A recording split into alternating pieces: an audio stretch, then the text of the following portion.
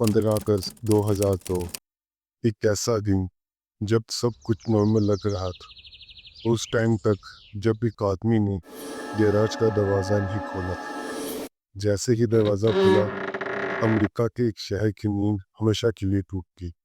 Okay लेवर, Virginia. यहाँ 3 लोग रहते थे, माँ, बाप और उनकी 9 साल की बेटी।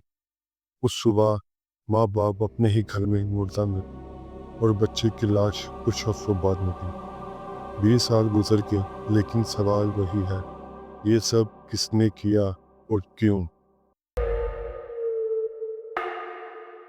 माइकल शॉर्ट एक सिंपल और हार्डवर्किंग इंसान, मोबाइल होम मूवी का बिजनेस करता।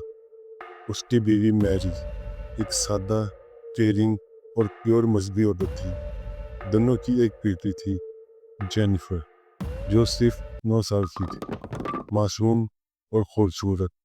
इस फैमिली की किसी से कोई दुश्मनी नहीं थी, एक simple middle class American family. 14 अगस्त की रात माइकल रूटीन की तरह गैराज में सोते पर सो गया ताकि किसी को स्नोरिंग से डिस्टर्ब ना करे। नेक्स्ट मॉर्निंग उनका एक वर्कर क्रिस थॉमसन उनसे मिलने आया।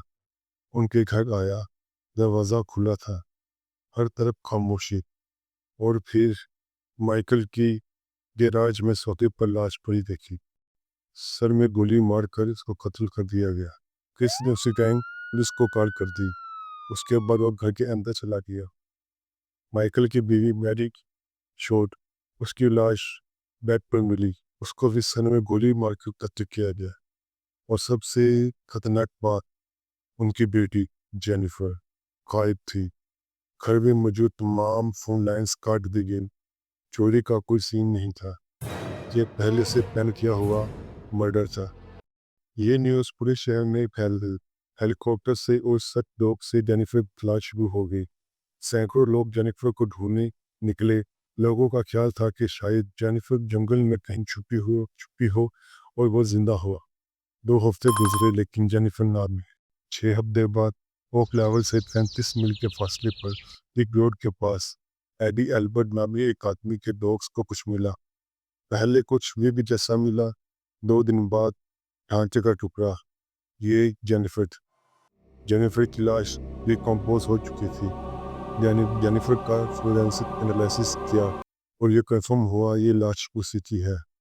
उसको भी अपने पेरेंट्स की तरह सर में गोली मारकर कत्ल किया गया था।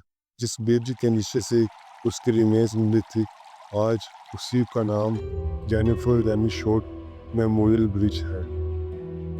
जब इन्वेस्टिगेशन स्टार्ट हुई तो पहला शक एक 66 साल का कारपेंटर जिसका नाम जेरिसन बोमन था, उस पर गया, क्योंकि उसका माइकल से झगड़ा हुआ था।